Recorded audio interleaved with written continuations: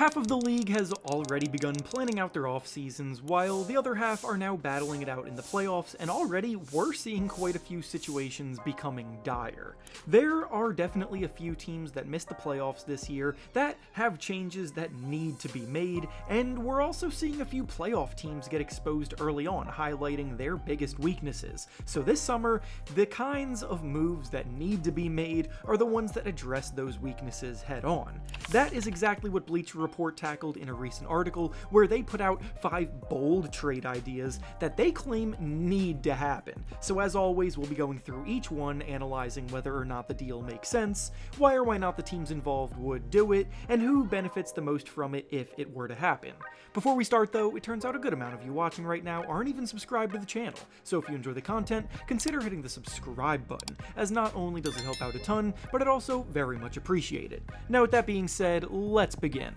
The next proposal from the article is between the Miami Heat and the Phoenix Suns, where the Heat receive Kevin Durant in exchange for Kel'el Ware, Duncan Robinson, Terry Rozier, and 2 first-round picks. The Suns are basically just further along on the same path that the Bucks are headed down as a group that put their core together with the intentions of competing for championships, but instead it all blew up in their faces. Now they're arguably the most popular team dominating the trade rumor mill, with Kevin Durant almost assuredly on his way out, and finding him a new home that makes sense is going to be a tall task. The Miami Heat just shipped Jimmy Butler out of town this season after he and team president Pat Riley had a falling out, but their mindset is still to remain competitive as possible, so I actually do think they're a team that will be heavily involved in trade talks this offseason, so why not swing big and try to land Kevin Durant? Tyler Hero has elevated his play to all-star level, Bam Adebayo is still one of the best defenders in the game,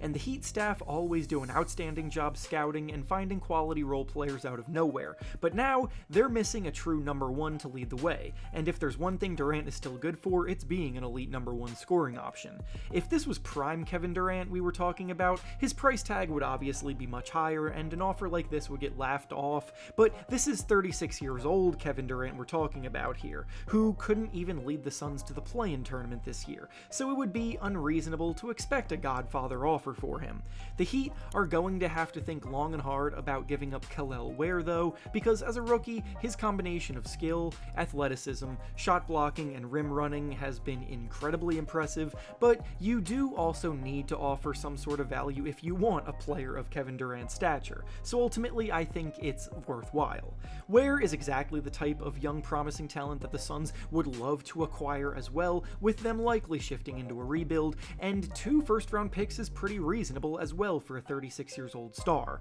and unfortunately, while Terry Rozier and Duncan Robinson are signed to bad contracts, they need to be involved here to make the money work. This trade will come down to whether the Heat are willing to offer up Kel'el Ware or not, because if they're not, then the Suns definitely find a better offer elsewhere, but I could see this one going down as well.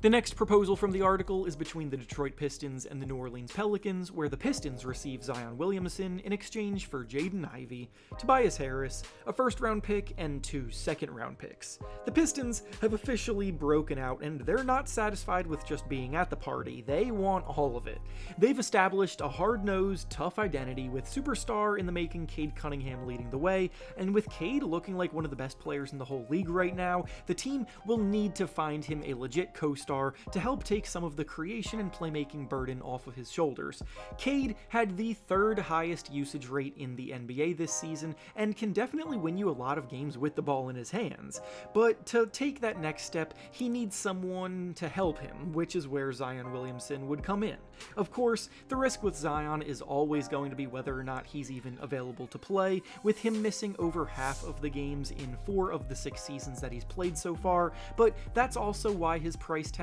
isn't quite as high as other soon-to-be 25-year-old star players. When healthy, Zion Williamson has been one of the most dominant paint scorers since Shaquille O'Neal, brutally outmuscling pretty much any opposing defender with his combination of size, agility, and athleticism, and his ability to work with Cade Cunningham in the pick and roll would make for must-see TV. I know Pistons fans have a soft spot for Jaden Ivey, who has improved in each of his first 3 seasons with the team after being a top 5 pick in the draft, but he's been out since January this year due to injury, and it's hard to pass on a better talent in Zion because of injury concerns if injuries are also being factored into your current number 2 option.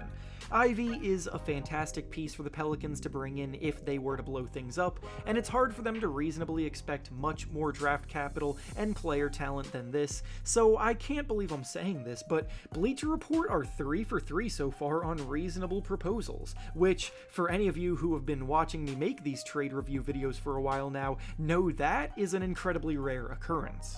The next proposal from the article is between the Golden State Warriors and the Portland Trail Blazers, where the Warriors receive Anfernee Simons in exchange for Jonathan Kuminga and Moses Moody. And of course, right when I was complimenting the Bleacher Report writers for their good work, things immediately crash back down, as this is just a horrendously unrealistic trade. Right now, we're at the very beginning of the Jonathan Kuminga fallout, with Kuminga falling out of the playoff rotation completely to start the Warriors series against the Houston Rockets, and only getting onto the court as a result of Jimmy Butler suffering an injury last game. So with his contract being up this summer, there are a lot of people acting like the sky is falling and that he's worthless, but he's also a restricted free agent, so the Warriors could still retain him for cheap if there isn't a big market for him, or they could look to sign and trade him like they're proposing here. If they go the route of a sign and trade, I really just do not think they would also go out of their way to ship out Moses Moody, who is signed to a team-friendly deal through 2028 after having just broken out as a solid two-way wing in their lineup.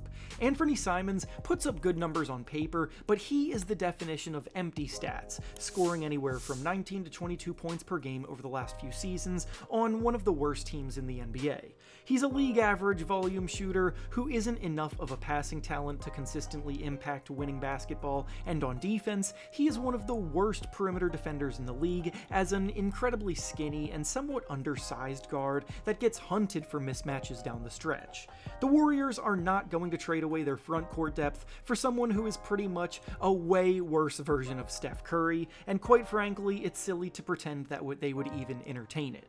And finally, the last proposal from the article is between the Los Angeles Lakers and the Brooklyn Nets, where the Lakers receive Nick Claxton in exchange for Dalton Knecht, Rui Hachimura, and a second-round pick. After such a red-hot start to the proposals in the article, they definitely went cold on the final two, as this is another head-scratching offer. I'm well aware that the Lakers are in desperate need of a real solution at the center position, and I do like Claxton's fit on the Lakers quite a bit, as an athletic, rim-running big man that has outstanding shot-blocking instincts inside, as a potentially perfect fit with Luka Doncic long-term, but just because he's a fit doesn't mean they have to drastically overpay for him. Luka Doncic has proven throughout his career that he can make mediocre big men look very good, thanks to his impeccable timing as a passer and elite court vision, so they don't have to sacrifice a ton to get a good answer. Claxton is a 12 points and 7 rebounds a night kind of guy who's a bit injury-prone and pretty limited offensively. To be completely honest,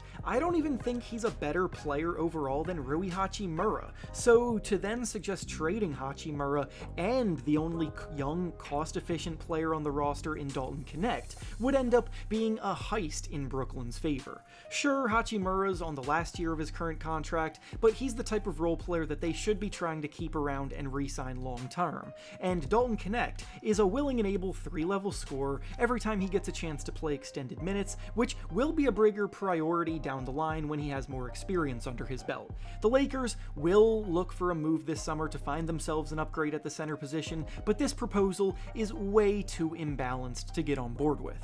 And with that being said, that's all I have for you today. Make sure to like the video, subscribe to the channel, and comment down below what you think about these proposed trades. Thanks for watching, and I'll see you all next time.